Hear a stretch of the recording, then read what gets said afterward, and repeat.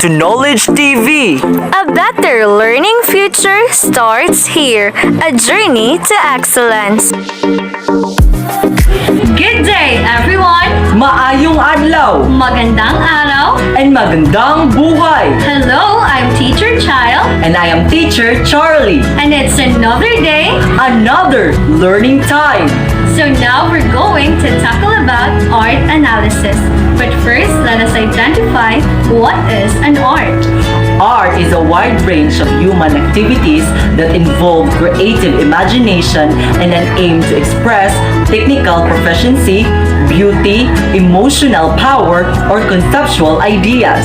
So there's a lot of various ways on how we can analyze and interpret an art, and one of it is the contextual plane. So what is contextual plane? And to discuss that one, let's have Teacher Giselle. What is contextual plane?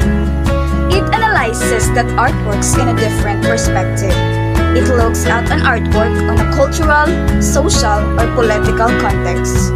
It is often used by historians, art critics, or sociologists. Important factors to identify contextual plane.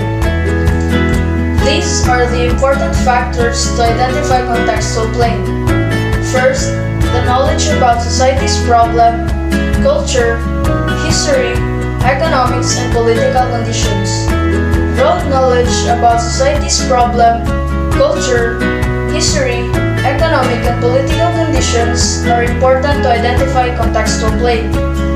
With this comes knowledge of philosophies, culture, local, and national arts.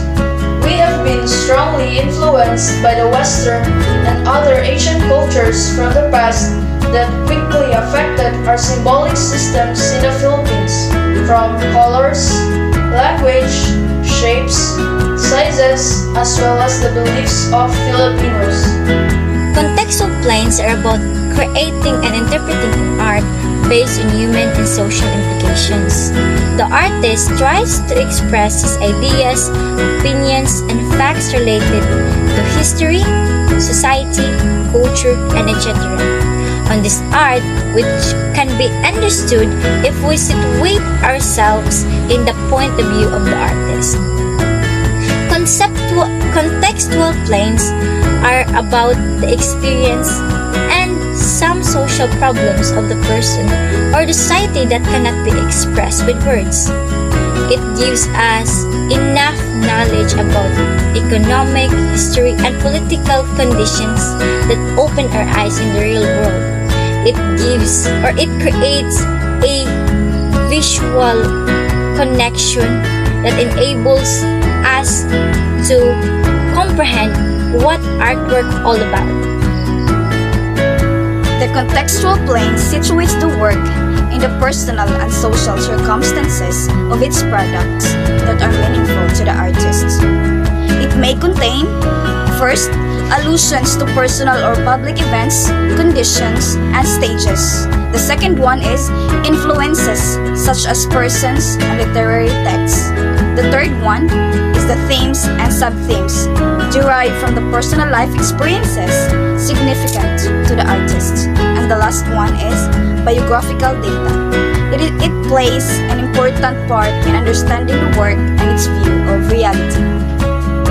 Elements of contextual plane. First, history. Second, author. Third, influence. Fourth, reaction. This is just a guide for identifying the contextual plane art. History and culture. Where was the text written? When was the text written? Is the exact date known or debated? In what cultural tradition or era was it made? How does the style of this artwork vary from the style of similar works of its era? And what does that tell us? Author. Who made the artwork? Why did the author make the artwork? Which is the author's target audience? What was the social status of the artist or craft person and its culture? What are some political, cultural, or social factors that could have affected the author? What influenced the author to create this artwork? Reaction. Does the text prompt the readers to a certain action? What do the readers feel when encounter the artwork?